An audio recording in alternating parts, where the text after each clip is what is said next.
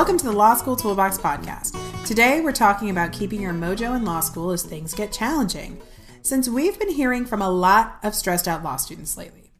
Your Law School Toolbox hosts are Alison Monahan and Lee Burgess. That's me. We're here to demystify the law school and early legal career experience so you'll be the best law student and lawyer you can be. We're the co-creators of the Law School Toolbox, the Bar Exam Toolbox, and the Catapult Conference. Alison also runs the Girls Guide to Law School. If you enjoy the show, please leave a review on iTunes. And if you have any questions, don't hesitate to reach out to us. You can reach us via the contact form on lawschooltoolbox.com, and we'd love to hear from you. And with that, let's get started.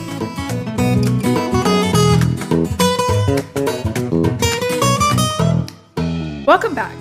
Today we're talking about keeping your mojo in law school in the face of lots of challenges and, shall we say, growth experiences. Because let's be honest, Lee, we're getting a lot of mail right now from stressed out law students. Yeah. I don't know whether it's because it's second semester and people have grades, or I don't know, every time we get on the internet, there's even more disturbing political news. Maybe it's winter that's taking its toll.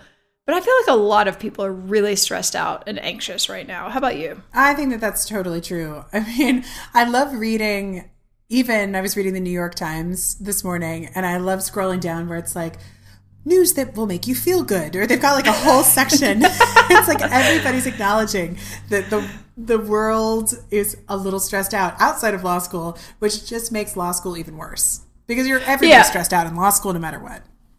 No, I feel like the background level of stress just in the entire universe right now is probably actually unprecedented. Yeah. So, we can't change that. Unfortunately, the world is going to happen no matter what we do. But we can talk about practical ways to keep it together while you're in law school so you can enjoy the journey as much as you can and arrive at a landing place where you would like. We don't want you to be miserable for 3 years or even miserable as a lawyer. We want you to get the most that you can out of this experience and set yourself up for career success in the end. Yeah, and I think that's a key point to keep in mind. I mean, sometimes you're really stressed out in law school, but you still have that feeling of like, I'm working hard, but it's something that I'm excited to work at. I feel like I'm going to end up in the place that I want to be and the job I want to be in, hopefully the salary you want to be at. But then there's that situation where, things are going poorly and you feel like maybe you're going off track and then you're going to end up in some place you don't even want to be in. So we're going to talk a little bit more later about that. But I mean, the first line of defense, what's the stuff everybody knows, but nobody does? I mean, except for me. I'm perfect. I know you're like, oh, I've got a cold. My kid's puking. I'm like, oh, I'm like coughing. I haven't slept. Yeah. So all the things that we know we need to be doing are eating well, because if you put crummy things into your body, crummy things usually happen. We're supposed to be exercising and doing like positive exercise like yoga or, a running program that gives you endorphins or something like that. And then something that you and I oftentimes are terrible at is getting enough sleep. Yep. I think a lot of people in law school are terrible at that, as are a lot of lawyers. Yeah. I mean, I feel like we're all just sort of tend to be, at least, I think law school and the legal profession probably attracts a very type A type of personality. Mm-hmm. And the reality is it's really hard to turn that off. I mean, I had chronic insomnia pretty much the whole time I was in law school. And part of it, I think, was being in New York, but a lot of it was just if you're studying all day and you're really thinking and your brain's working a lot and you're trying to put these pieces together, it can be very, very difficult to decompress and actually wind down and go to sleep in the limited time that you have available to sleep. So true. And I think to date ourselves, it's a little more challenging even now, since a lot of us have at times really terrible habits now of bringing our laptops to bed or our phones to bed. And, last lately thing I've been on the late night Twitter train, which is just really not... It's literally like a compulsion. Mm-hmm. Every night I'm like, okay, I'm not going to do it. I'm going to set my alarm, and then I'm going to go take out my contacts, and then I'm going to come back and I'm going to put on my calming lavender lotion. Yes. And then I'm going to go straight to bed. And then I look at it, and then it's another hour, and I'm like all riled up about all the crazy stuff that's happening and retweeting and having conversations. It's like, I literally cannot stop. I admit it. It's really I'm a Twitter. hard. I'm a nighttime Twitter addict. I admit it. It's really hard. And I even had an experience a couple of weeks ago where I really try and not look at Facebook and things like that right before bed, but I did. And somebody I know posted something very personal and very like kind of upsetting about something that was going on in their life. And then you read this and you like can't really do anything about it. Now you have this information, and then you turn the light off and it's like all you can think about. And it's not that I didn't want to share in what she was going through, but I probably didn't need to share it at 10 o'clock at night. Yeah, you probably could have waited till the next morning to send an email that's like, oh my gosh, I'm so sorry you're going through this. Is there anything I could do? Would you like me to bring food over? It's very challenging to manage the information, because I think law students and lawyers, we're researchers. We like to collect a lot of information, but sometimes that information isn't helping us, especially when it comes to winding down. Yeah, it's funny. A friend of mine who actually is a lawyer, but she posted on Facebook like yesterday evening and was like, so I've been offline all day, but I kind of have the sense that today is maybe one of those days I should just take a break from the news, huh? And like literally every person on the thread was like, don't even look. Just don't even look.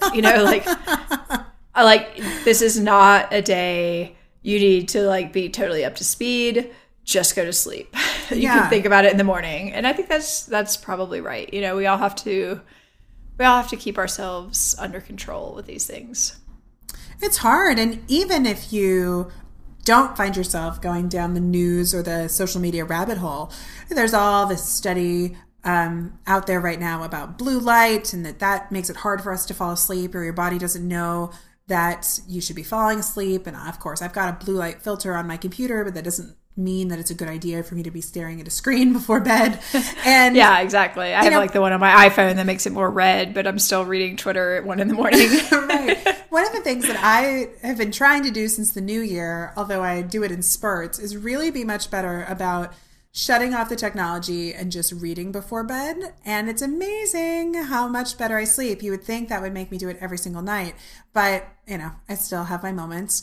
But it is almost like a comforting meditation to read a tangible book that doesn't have a backlight to it, that doesn't have any alerts going off. It's very peaceful. And especially as the world seems to be getting noisier and noisier at an exponential rate, I'm finding that to be a bit of a safety net at night, to be able to say, I have to go to bed early tonight. I'm just going to unplug and read Ruth Bader Ginsburg's book and pretend that this is all. You're such a nerd. I'm such a nerd. But it's really quite good if people want to read it on your break. So I think that that's part of it too, is you really just have to start thinking about what are those triggers for you that kind of lead you down the rabbit hole. If it's taking your phone to bed, plug your phone in a different room. Yeah, buy yourself an old-fashioned alarm clock. Mm-hmm. Yeah. Of course, I tried to do that, and I think I lost the batteries or something. But way to just continue to create stumbling blocks for yourself. I know. Well, I did. I do remember there was a time when I actually put my phone in the other room when I went to sleep, and I did that consistently for several months, and I loved it. And then something happened, and suddenly I'm like back on the late night Twitter train. I don't know. But no, in law school, I did a better job. Like in law school, I had one book that I just read over and over at night because it was a Pema Chandran book. I think it was called The Places That Scare You. And it was just this sort of book about meditation practice. And it's very friendly and very easy to read. And yeah, I read that continuously, basically every night for like 20 minutes before I fell asleep. It worked. Yeah. Maybe I should probably go buy the book again. I think it might not be a bad idea. Don't download it on your phone though, because then that's just it has to be you got to go old school. You really do. I would say the last thing I guess a lot of law students want to do is read more, but it should be something like light, fun, frivolous, relaxing. I mean, like the biography of Ruth Bader Ginsburg. Hey, when you compare that to the news, it's and it's not even her whole biography. This is just her writing and speeches. So it's really easily digestible. The chapters aren't particularly long because a lot of them are just transcripts of speeches. It's interesting. It could be inspirational. It is. It allows you to pretend that there was a different time when different things were being said. I was reading a part that they were talking about her her Senate confirmation hearing, and I think she was confirmed with only like 3 no votes. And I was trying to imagine a world today where that would happen. Right. I mean, that used to be pretty normal. Mm-hmm. Yeah. It just was kind of shocking to me, like how different the judicial process is. But it's also fascinating, like they're talking about right now in the book, how the court goes through and makes all of its decisions and all the different meetings they have and how they assign out all the opinions. And I knew some of this stuff at some point, but it's quite fascinating to read all of that process if you're nerdy like us and like to read things in your free time. But anyway, I think that reading is a great distraction, but like you said, it's hard when you've been reading case books all day. So you have to come up with something that you can do as downtime to let your mind rest. And I think it's important to start evaluating what those things could be. One of the things I always love, Alison, that you have done is you oftentimes take a lot of classes. Mm-hmm. You did pottery once. I did pottery. It's very meditative, it turns out. Anything that can kind of turn your mind off. I mean, I think exercise type of classes. I mean, not, as I said that, I'm imagining like Jane Fonda, 80s style, like aerobics. But, like now I have a trainer, but, I do boxing. And so I think the combination of some sort of skill-based exercise is great because it allows you, I mean, if I'm not focused on what I'm doing, he's going to punch me in the face, So like sometimes I'll feel my mind starting to wander and I'm like turning over whatever problem and he's counting out, punches, and I'll look up and realize like, oh my gosh, I'm about to get hit if I don't pay attention to what's going on. And, yoga is good for this. Like anything that kind of gets your mind off of the other stuff you're worrying about can be good. And I mean, the reality is if you do exercise in a day, I think you're much more likely to sleep. I think that's very true. I went through a period of time where I did a lot of Bikram yoga, and including when I was studying for the LSAT. But one of the things about Bikram was it was that sensory experience because it's very hot in the room, and it's like, so it's hot, so you're thinking about the heat, and then you're doing all these poses. And if my mind started to wander, I literally fell over. And it's a pretty good signal. It was a pretty good signal that I was not in a meditative state while I was doing yoga. I am no longer hardcore enough to do Bikram on a regular basis, but I still find yoga to be one of those things where you can easily tell if you're not present because you do the wrong arm or you fall over. I mean, I have terrible bounce, so it's not that hard for me to fall over, but I need to pay attention so I don't, hurt myself. Yeah, I could always tell, like, some days if my mind was really scattered and we were doing, like, the tree pose or something, I would struggle much more than those days where I was like, oh, I'm so calm. I'll just focus on a point and stay like a tree. Other days, it was like nothing in the world could make me stand up on one foot. Yeah. And I think the other thing, go ahead. Oh, the other thing you can do this time of year is springing places, although I know that some parts of the country it doesn't feel like spring yet, is to really try and get outdoors. There's study after study after study that talks about the mental and emotional benefits of outside time.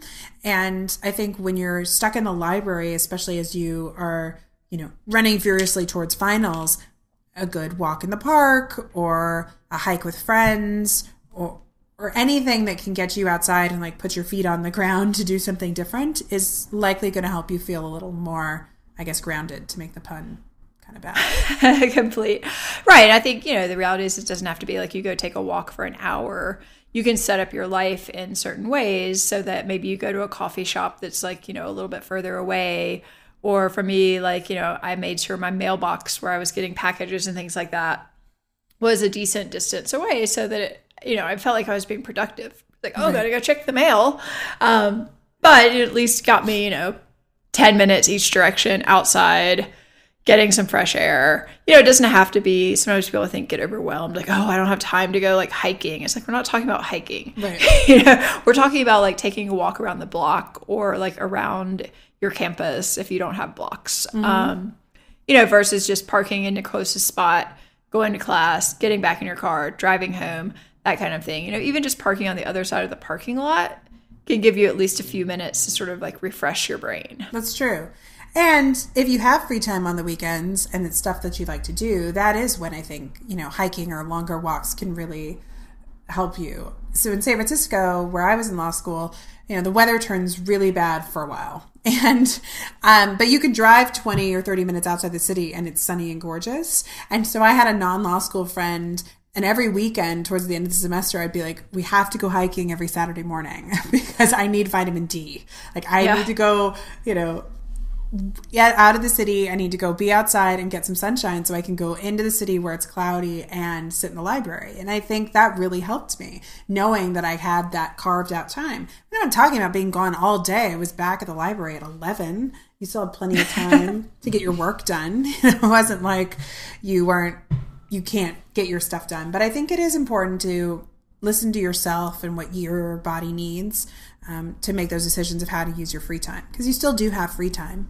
If you don't have any free time, then you're not managing your time effectively, to be honest. Right. If you don't have any free time, you need to start making free time because otherwise you're not using the time that you're spending studying effectively.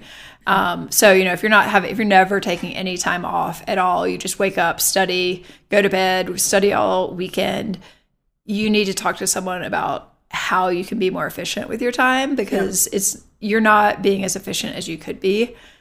You just aren't. That's the reality of it. Right.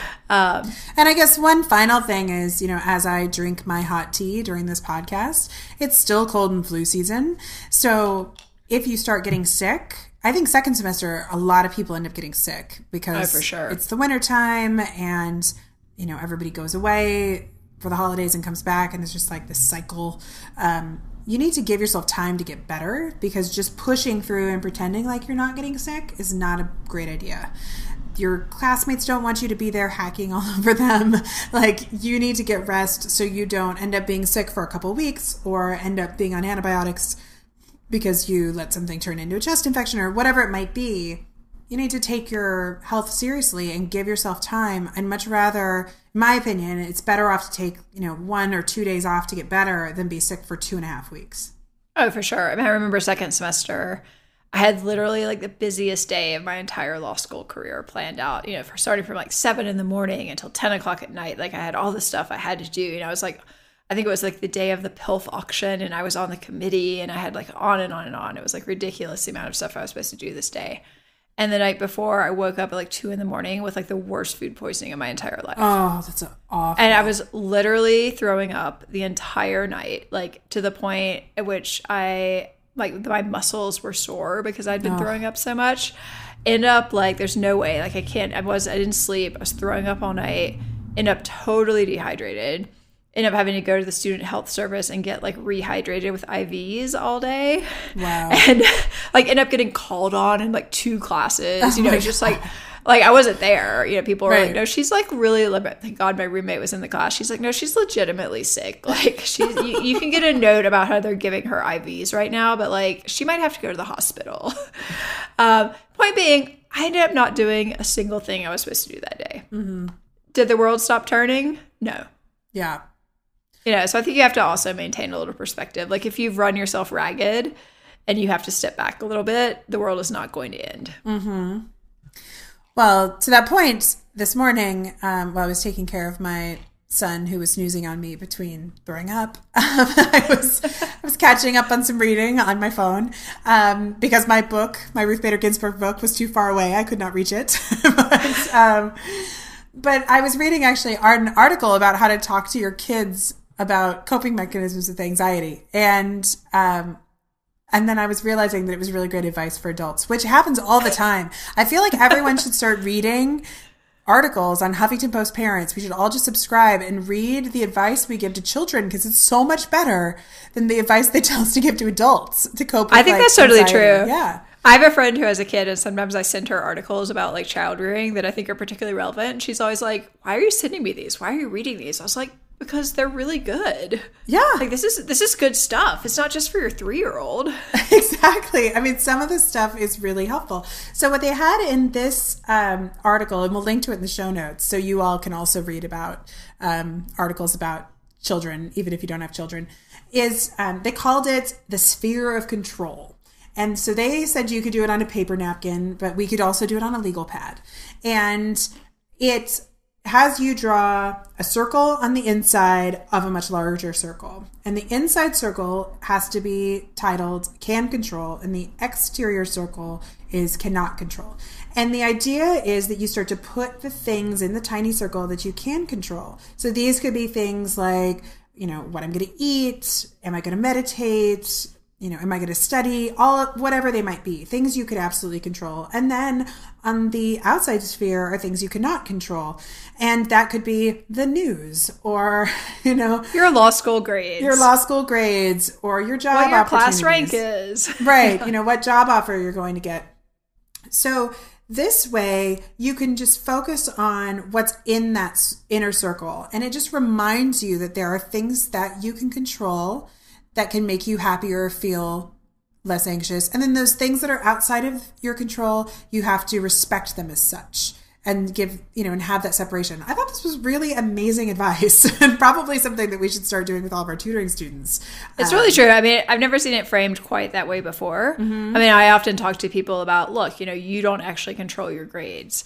Those are outside of your hands. So you can't worry about, are you going to get an A? What you control are the inputs. You control, did you work hard? Did you study hard? Did you study smart? Did you do your reading? Did you do your outlining? Did you take practice exams?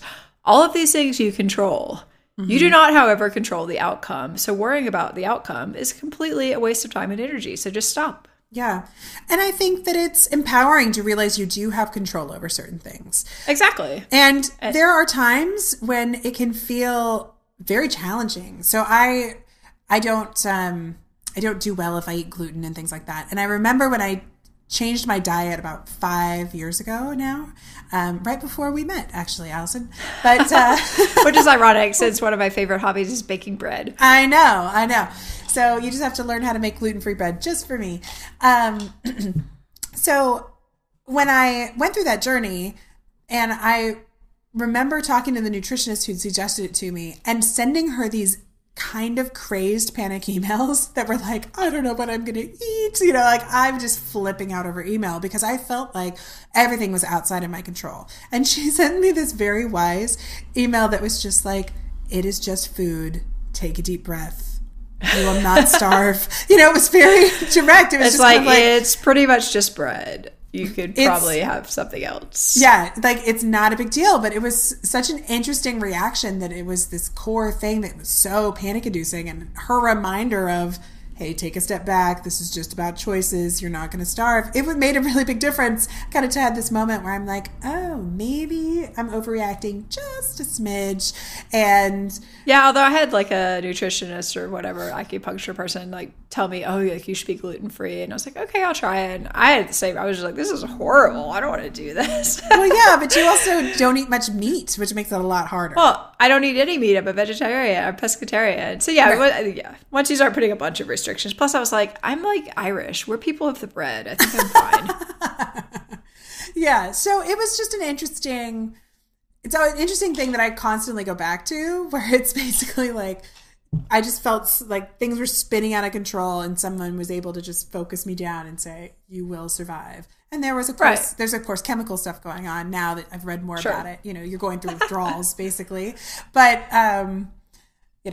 that being said, yeah. Well, people ask me like, oh, I could never be vegetarian or only eat fish. It's like, it's pretty easy. You just only look at that part of the menu. Mm-hmm. I'm not saying you want to do it, but if you did want to do it, it's actually not that overwhelming. Yeah, it is interesting once you kind of make that leap. I actually remember somebody asking me well, how do you not eat the bread? It was like, I don't. I just don't pick it up and put it in my mouth. It's like if somebody put a steak in front of me on the table, I'd be like, oh, well, actually, I don't eat that. Could you bring something else? Thanks. Right, exactly. But so food, issues are just one example. But the more stuff that you can kind of put into the sphere of control and say, I have things that I can do to make these things better in my life, I think it's going to make that that exterior circle of things that you can't control a little easier to manage. Right. And I think one of the things that's really driving a lot of people crazy right now is that, the political climate in the world is so fraught in so many ways. And a lot of people who are in law school or lawyers, they're basically called to fight the good fight, right? So, I mean, I think a lot of people feel like they should be out saving the world right now. Right. Like they should be out at the airport, like helping immigrants or potential immigrants. They should be out marching the streets or being legal observers or doing whatever it is, fighting for women's health or, whatever it is that you're concerned about that's happening. Because the reality is like all this stuff is happening. But where do you find the time? Yeah. And what if you are feeling a call to action and you're in law school? I think there's also that responsibility you have to ask yourself, are you going to be better to serve if you rock the rest of law school? Like if you are successful in law school and become really good at your craft, and then if you decide that these are the fights that you're willing to take up, you may be better at taking up those fights by reaching these other goals. It may not feel like you're doing enough today, but maybe what you can do tomorrow is going to be much more meaningful. I think that's a fair point. I mean, I also think it's possible to get involved in things that, that invigorate you in law school. And I think that's very valuable. I mean, I would personally make the argument, I think in some cases it's sort of fine to say like, okay, maybe my grades are going to suffer a little bit because I am spending, 15 hours a week doing pro bono work. That's a fair choice to make. That might be an okay trade-off for you, but that's something you have to think about and think seriously about. It probably depends on what your actual plans are. If you're looking for that big firm job and they care about is grades, maybe not. Right. But, if you want to do public interest work, that's how you get jobs, actually, is being a person who's on the ground, who's known in the community, and people care less about your grades than they do in other situations. So, I think it's just, you have to know yourself and you've got to make this a balance. But again, I think this metaphor or this image of like the circles you control and what you don't control. I mean, you don't control what happens to be in an executive order. Right. What you can control is I'm going to go and take on a pro bono case and learn about asylum law or refugee law or take a class or something like that. I'm going to, I think you can be strategic and you can certainly help people, but at the same time, you have to understand at this point, particularly, you cannot personally save the world. Right. Or you can forgo your Starbucks and donate it to the ACLU, or you can, there are lots of things that you can do to say, I'm going to contribute in this way right now. And then I think you can feel like you have done a little bit of action. Yeah. And I think, there are certain things that are time limited. For example, when I was in law school, one of my roommates was really involved in being a legal observer for critical mass because critical mass was at that point clashing with the NYPD. Maybe they still are, once a month. And so once a month on a Friday, we would go down and put on our legal observer hats and run around New York City on a Friday night and like see what the police are up to. And it was actually really fun. And they had a big party afterwards, but then we felt like, okay, we've done our part. We can go back and study on Saturday. I don't have to then go do 12 hours of something else the next day. I mean, if you want to and you can make that work, great. But, I think you just have to be a little bit cognizant of keeping your own self, it's like the airplane mask. Put your own mask on first before you can help others. Yep. I think that's so true. So what about, though, we've been talking a lot about the world. What about law school? Are there things about how law school is set up that also just kind of pushes everybody to the edge? Well, yeah, I think that's true. I would say the number one top of everybody's list has to be like the grades and the curve and the competition. And along with that, not really fully understanding the pedagogy and what it is that you're going to be tested on, which then leads to doing a lot of work, but not being sure if you're getting, if you're going to get the results that you want, and then getting obsessed with like, oh, I have to be in the top 10% or I'm not going to get a job. Right. And as we talked about, you don't really control that anyway.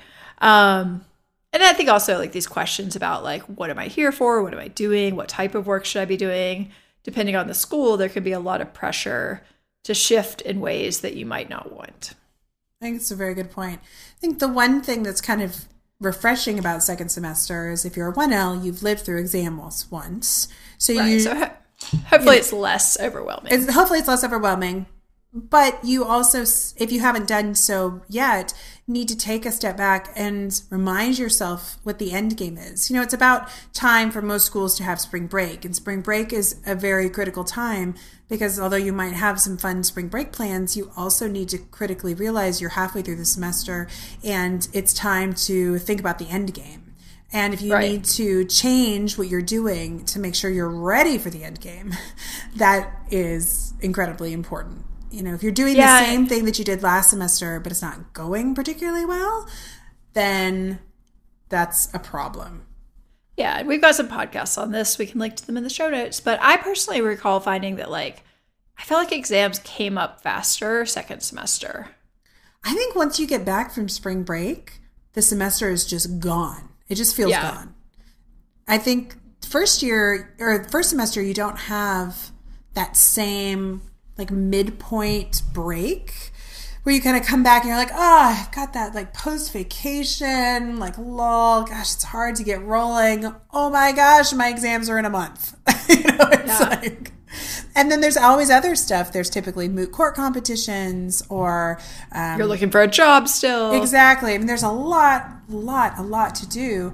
And the sun starts coming out and the days get longer and you feel like you have all this time until it's May 1st and exams are like the next day. Right. And then you've also got, on the horizon, things like the writing competition, if you're going to do journal write-ons and stuff like that, I mean, I know I felt like oh my God, it's the exam period. Oh gosh, now I have this like packet of stuff I have to deal with. I made the mistake of starting my summer job way too early and trying to do the writing competition during the first week of my job, which was not a very good plan. That was stupid. I should have just started a week later, had time to decompress, have time to do a good job on the packet. Instead, it was just like ridiculous. There's just like, don't do those things to yourself. Mm-hmm. Don't be stupid like I was stupid. Learn from Allison's mistakes. Better to like forego a week of pay, even if it's a lot of pay, not to drive yourself totally crazy. Yeah, I think that's pretty true. So you just have to check in with yourself. And maybe if you're really bad at checking in with yourself, you could even schedule on your study schedule a time to remind yourself to check in or create a reminder on your phone. There are all these apps now that you can load on your phone that will remind you to stand up from, doing your work or remind you to take 10 deep breaths. Or, you can create all sorts of reminders for yourself of, have I checked in with myself? Have I drawn my circles for the week? Am I feeling stressed and anxious? What am I going to do this week to kind of serve myself? It sounds super duper cheesy, but when things get out of control, I think you have to build in structure or you don't ever stop long enough to regroup. Right. I mean, I think, as you're talking, I was like, well, this sounds totally ridiculous, but you could even have a reminder every night. It's like, go to bed. Yeah. When that reminder pops up, you're like, oh, you're going to at least have that thought of, should I go to bed? Right. And you're like, oh, maybe I should go to bed. Yeah. Oh, wow. What have we done to ourselves in this Turn off Twitter. Weird, crazy world? Turn off Twitter. That's what your new reminder needs to be. Turn off the Twitter. Oh, it's horrible. Like, it's literally a compulsion. Yeah. I admit, it's like the first step. We should have like Twitterers Anonymous. I'm like, helpless in the face of this like compulsion. That's right. I guess. Or it's like the first step is to admit you have a problem. Right, exactly. I'm trying to think of like the 12 steps of like AA. I'm sure there's one. I'm sure they're probably applicable. But no, I mean, I think, you've got to be aware of it and nobody's perfect in this regard. But, if you're really spiraling, it behooves you to try to get this stuff under control, even if it seems more fun to like play on the internet all night long and get no sleep. Yeah, I think that's really true. Any other people who can help? I mean, we'll give our standard push. If you think you need therapy, you probably do. You should go. Right. If you think you need a life coach, you probably do. If you think you need a tutor, you probably do. If you think you need like an exercise class, you probably do. So just sign up for these things. Like, you don't have to do this alone. Right. It's so true. And you can try out some resources. Therapy is oftentimes free through your school because they know law students need help. So you should, what do you have to lose? An hour of your time? Well, there are also books on this too. There are books called like The Happy Lawyer. It's like maybe you want to pick one of those up over spring break and see what they have to say. Yeah. Or be a nerd like Lee and read Ruth Bader Ginsburg's new book in my own words. Well, I'm going to have to get that one. Well, I can give you my copy next time I see you. Sounds good. Well, with that, we are unfortunately out of time. If you enjoyed this episode of the podcast, please take a second to leave a review and rating. We would really appreciate it, as long as you're nice. And be sure to subscribe so you don't miss anything. If you have any questions or comments, please don't hesitate to reach out. You can reach Lee or Allison at lee@lawschooltoolbox.com or allison@lawschooltoolbox.com. Or you can always contact us via our website contact form at lawschooltoolbox.com. I know you're shocked. Thanks for listening, and we'll talk soon.